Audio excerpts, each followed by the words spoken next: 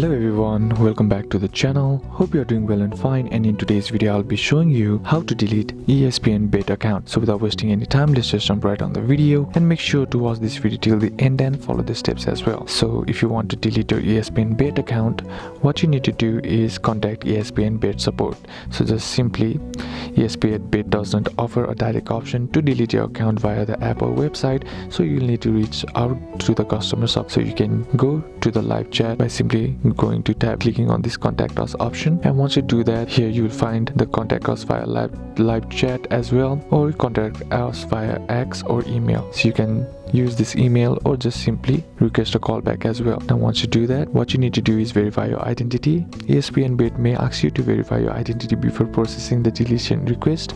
Be prepared to provide the following if required, that is a government issue ID and proof of address.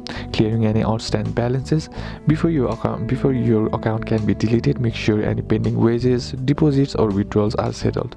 Withdraw any funds in your account. Make sure no active bets are pending. Confirm account deletion. Once request is processed, ESPN Bet will confirm your account has been deleted. You should receive a confirmation email once the account is fully closed. Check for future communication. After deletion, you should stop receiving promotional emails or notifications from ESPN Bet.